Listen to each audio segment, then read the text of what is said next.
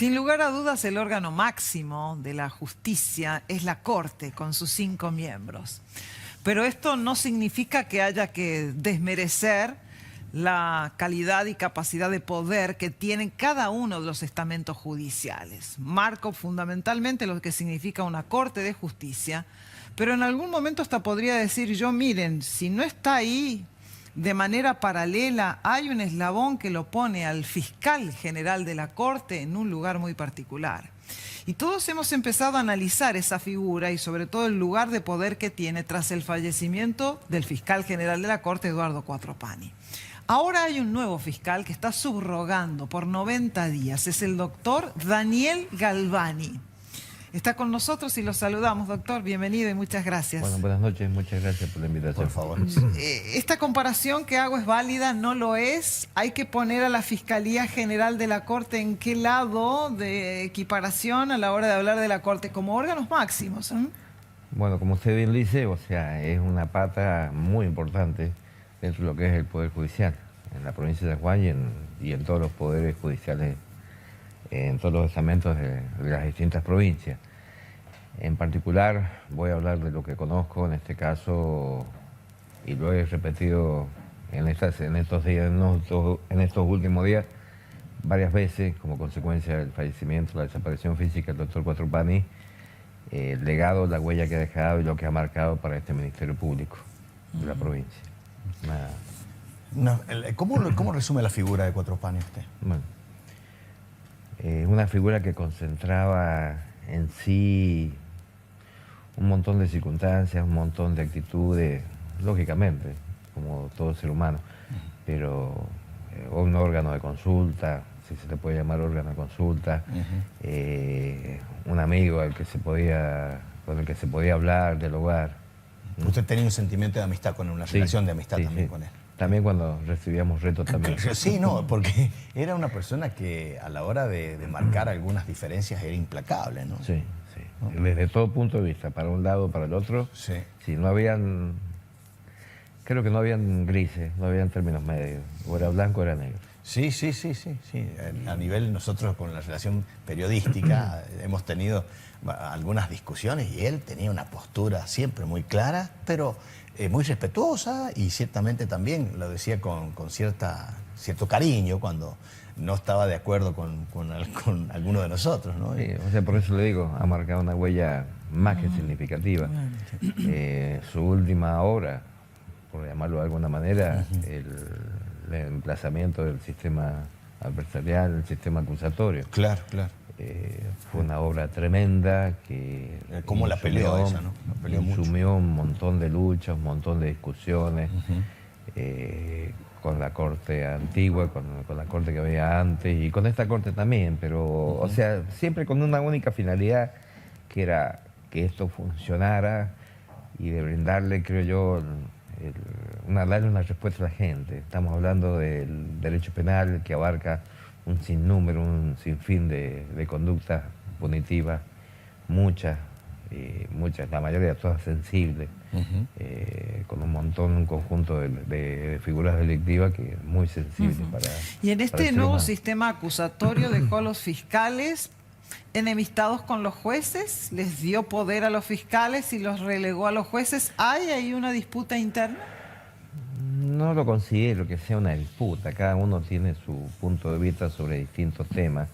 Entiendo que hay jueces que están enrolados en diferentes temas, o sea, como todos los temas jurídicos, siempre hay dos bibliotecas para un lado y para el otro. Y más o menos ya se sabe en relación con lo que yo manejo, lo que es impugnación, cómo se manejan, con qué criterios se manejan con ciertos delitos, con qué criterios se manejan con otros delitos. Pero que haya una pugna así, que haya una rivalidad, no lo veo que sea así. ¿El sucesor tiene que ser de carrera o tiene que venir del lado político? Me han hecho esa pregunta. Ah, ¿se la han hecho? Sí, sí. Pero ¿Y usted qué piensa? es muy subjetivo lo que yo puedo decir, lo que yo voy a contestar. Una persona que ha sido de carrera, que se ha formado en el Poder Judicial, obviamente conoce las entrañas. Voy a hablar por mí, hace 30 años que estoy en el Poder Judicial, Claro. he pasado por un juzgado correccional, he pasado por un juzgado de instrucción, he pasado por fiscalía, he estado 3 años en Hachal, en la Secretaría Penal de Hachal, bueno, desde la mesa de entrada, Claro. siendo abogado. Sí, sí. Siendo abogado desde la mesa de entrada. Claro, claro. Pasar por distintos estamentos, bueno, uno conoce más o menos. Sí, más o menos no. No, bueno. Más que menos. Sí. Más que menos. Pero no, eso no quiere decir que una persona de afuera no pueda Ejercerlo. no puede llevarlo adelante. Vuelvo a reiterar la impronta que le ha dejado y la fundamento y las bases sólidas que ha dejado el doctor Cuatropani, sobre todo en este proceso. Pero Cuatropani reunía una cuestión política también, o sea, era Totalmente. un tipo muy Totalmente. político. O sea, En todas sus decisiones era política. muy político, muy Sí. político. Y conocía la política de San Juan, creo que mejor que algunos Sí, políticos que la sí, ejercen, ¿no? Totalmente. Yo siempre digo que uno estaba hablando con él y él estaba unos segundos, medio minuto adelantado con el que estaba hablando, con el interlocutor. Y ahí no se puede interpretar que la política y la justicia entran en una mezcla que es lo que condena a la gente, doctor, porque claro, dicen, a ver, la pregunta de Osvaldo va directamente, ¿una persona de carrera o un político? Entonces, si es un político, ¿quién lo pone? Un gobierno de turno. Entonces la justicia responde a quien tiene el poder y aparece todo esto que está en la mesa de los sanjuaninos, de los argentinos también, ¿no? Mire, en este caso particular que estamos hablando, que es el cargo de fiscal general, es un cargo muy importante, con el poder que tiene hoy día, siendo el jefe de los fiscales y teniendo el fiscal hoy día, siendo el titular de la acción penal. Claro. Pero entonces la pregunta debiera ser, ¿qué se debe pensar de la injerencia de la política en este cargo?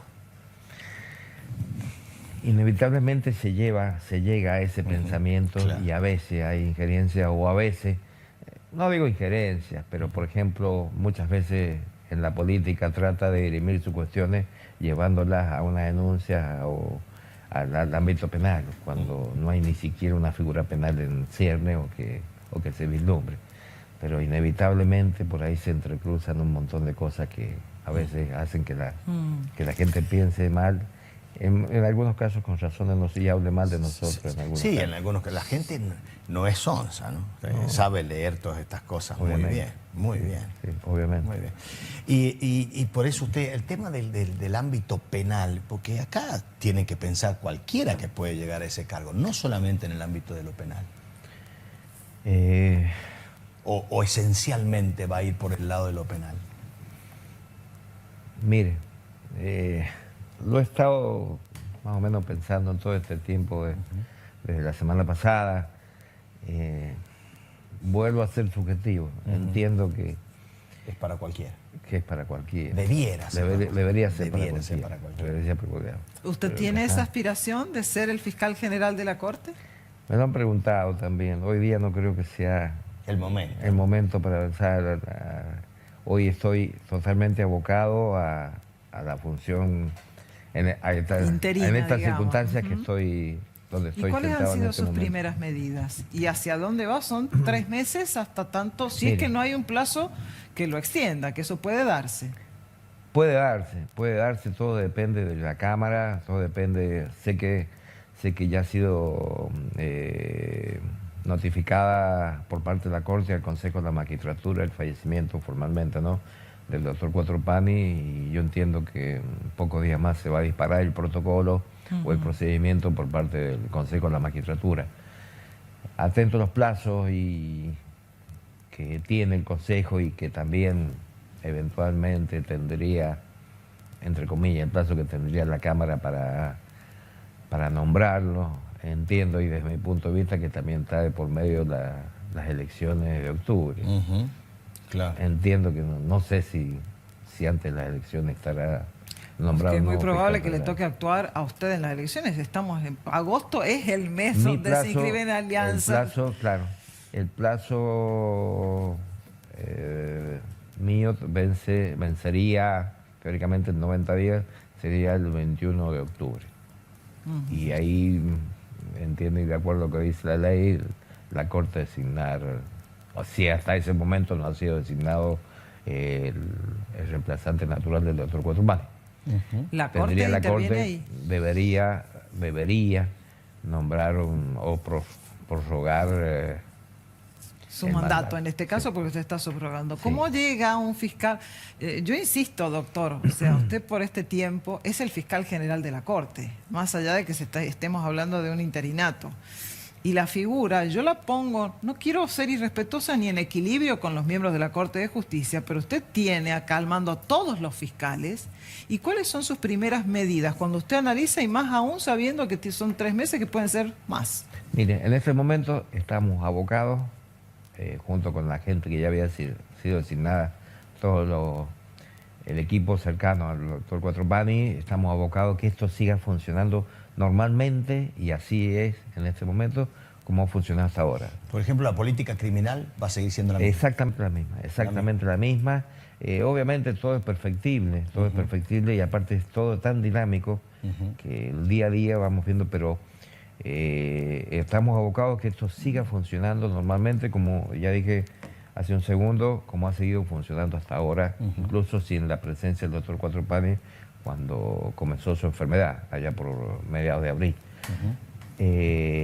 Hoy día también estamos abocados junto con la Corte porque tenemos un buen diálogo, y es lo que le he expresado yo a la doctora García Nieto, que un diálogo y un canal de diálogo fluido, más que fluido, si vale el término, con la Corte, a los efectos de que esto llevarlo a buen puerto, porque en realidad tanto el Ministerio Público Fiscal como la Corte estamos, lo que yo digo desde mi punto de vista, estamos en el mismo colectivo, y eso...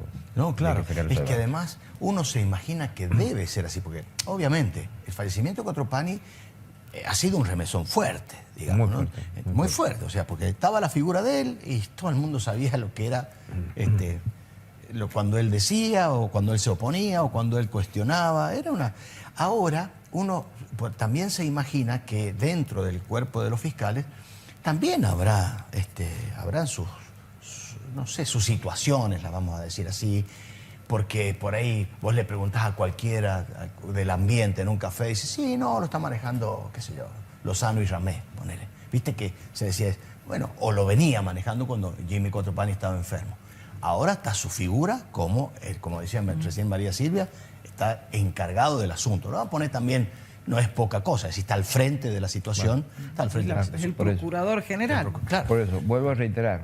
Se tienen que poner de acuerdo ustedes, tienen que charlar mucho. Todo, o sea, todo lo charlamos. El trauma ha sido grande con esto. Sí, en realidad el trauma ha sido grande para todos. Sí, Ha sido sí, un sí. cimbronazo Sí, importante en la cabeza, Claro. digamos, en la cabeza del equipo. Claro. Y estando él había por una decirlo. tranquilidad extra. Exactamente. Ahora O sea, están ustedes. Por la espalda jurídica y política que tenemos. Claro. ¿Está bien? Vale, Era un si tipo, vale el lo término. digamos también en términos más domésticos, era un tipo muy poderoso, si se quiere. Muy poderoso. En este momento, bueno, después de las primeras horas, bueno, que causó... Sí, ese estamos a una cimbronazo, semana. Ese cimbronazo, bueno, entonces lo primero que hicimos el día martes nos reunimos, todo el equipo más cercano que él tenía, con todos los supervisores, bueno, y dijimos, esto hay que dar la sensación, no solo la sensación, Claro. dar un mensaje claro, que era el que ya se venía dando, desde el mismo momento que comenzó la enfermedad del doctor Cuatropani.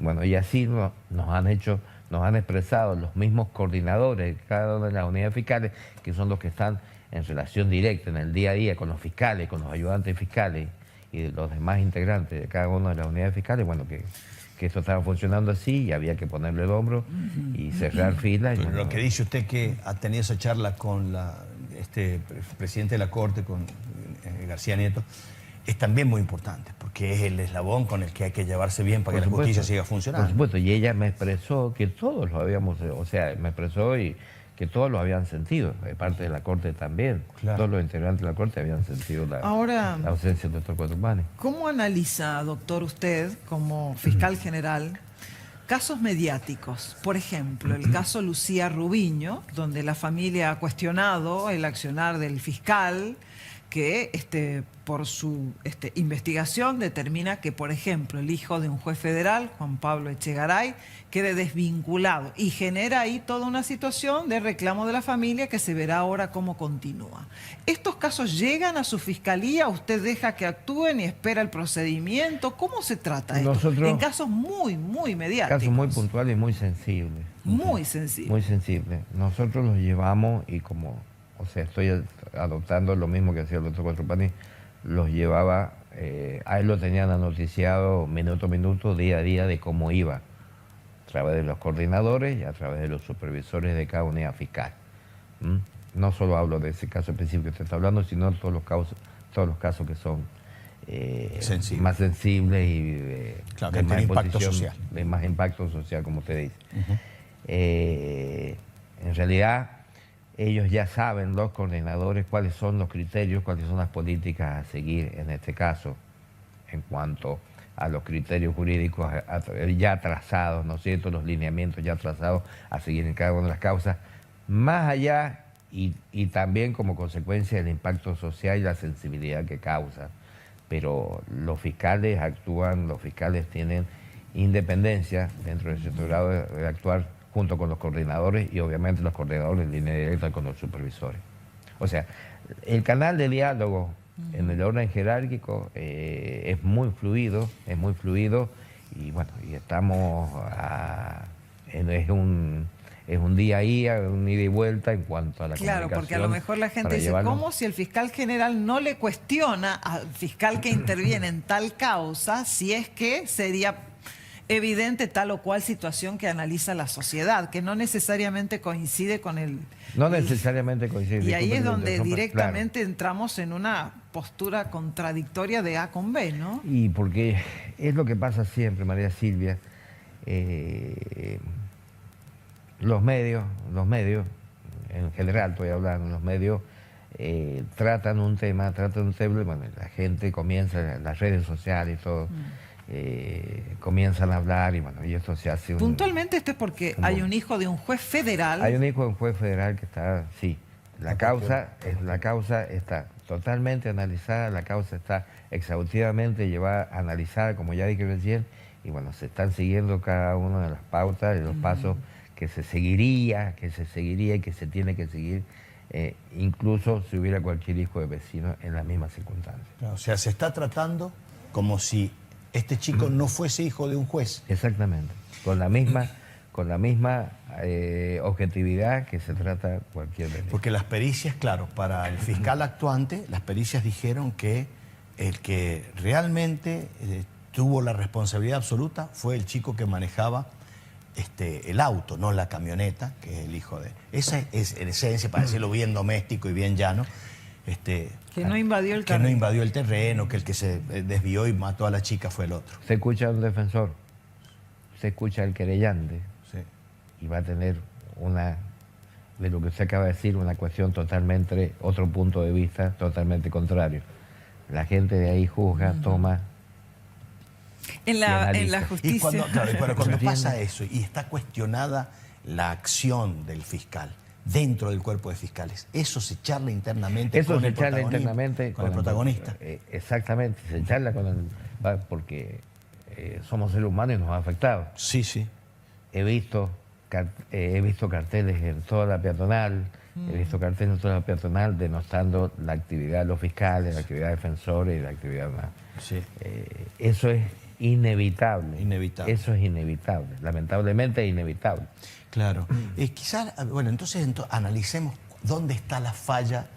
Puede haber una falla de comunicación, entonces, que la gente... Perdón. ¿O no? A mí me ha pasado, yo he llevado la causa de expropiaciones. Sí, sí. Y la pregunta que me hace todo el mundo, ¿y cómo? ¿Y el dinero? ¿Y cómo? ¿No van a ir presos? Claro. ¿Me entiendes? Sí. Estamos hablando de una causa de 49 cuerpos, estamos hablando de una causa de hace 15 años, casi 15 años atrás. Claro. Entonces, la gente hace un análisis muy rápido. De algo que lleva... Y el análisis... Por darle un ejemplo, Sí. Y el análisis inevitable, doctor, lo que pasa es que se protegen entre ellos. ¿Será porque es el hijo de un juez federal? Está bien que este es el ámbito provincial, pero seguro que hay un mandato y un pedido que ha hecho que lo proteja. Lo he escuchado y vuelvo a reiterar, María Silvia, es inevitable que la gente opine, piense de distintas maneras, y lo más fácil, lo más rápido, a esto lo están protegiendo. Claro.